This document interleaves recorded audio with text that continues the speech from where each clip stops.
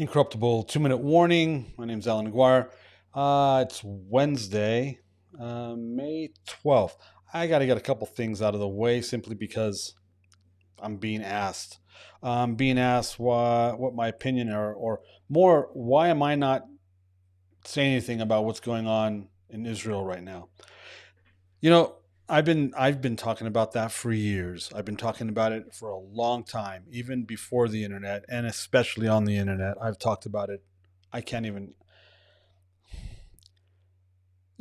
Forrest Gump said, "What was that? Stupid is what stupid does." You just can't help people that are deluded.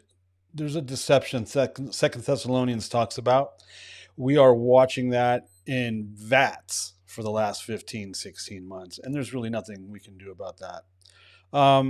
The reason why I'm not saying anything about it is because I've already said it, and if those that have ears to hear are already listening, those that don't have ears to hear, I think, based on the prophetic word that I was given, when was that? October, live on the Chameleon Church Show. Oh, well, that's another thing I want to bring up.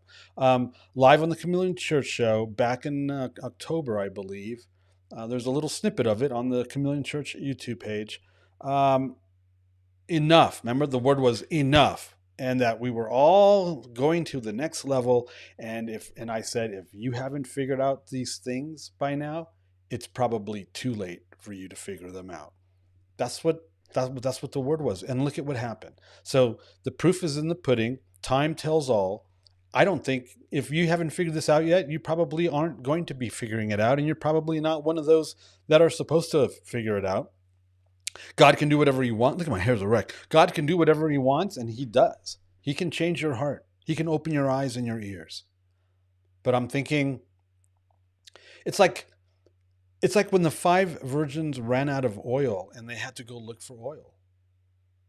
They didn't come back in time. I think that's what might be happening.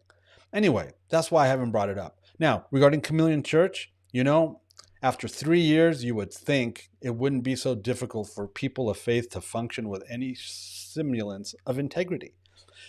Yes, I've gotten multiple questions asked as of yesterday.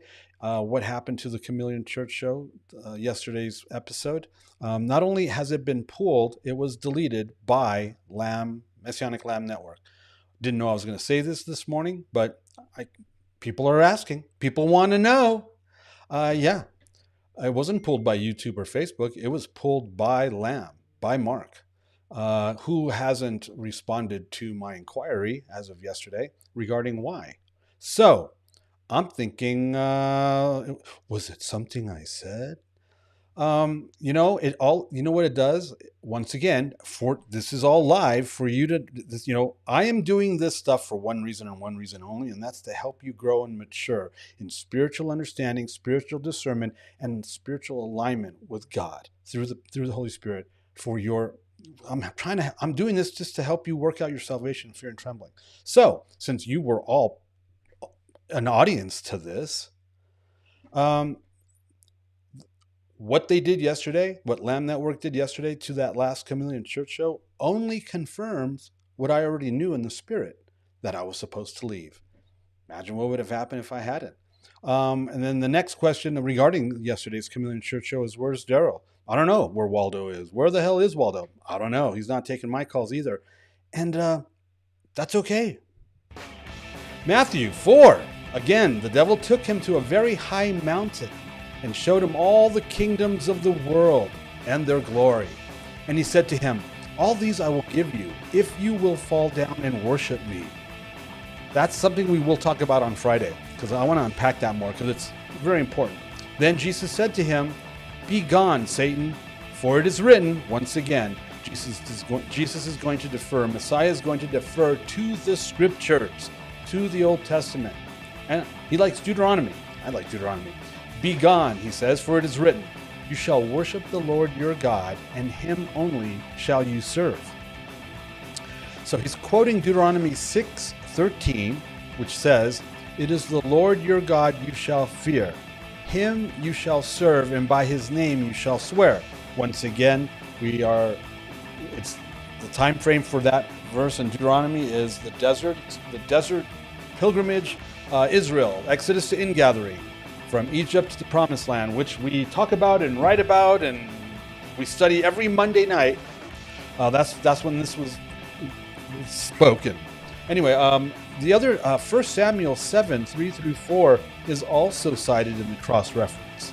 And Samuel said to all the house of Israel, if you are returning to the Lord with all your heart, then put away the foreign gods and the Ashtoreth from among you, the Asherah poles, the false gods, and direct your heart to the Lord and serve him only. And he will deliver you out of the hand of the Philistines, out of the hand of your enemy, which is a blessing of obedience, a blessing of keeping God's commandments, the Torah. So the people of Israel put away the Baals, the false gods, and the Ashtoreth, and they served the Lord only. They served Adonai only. And so should we.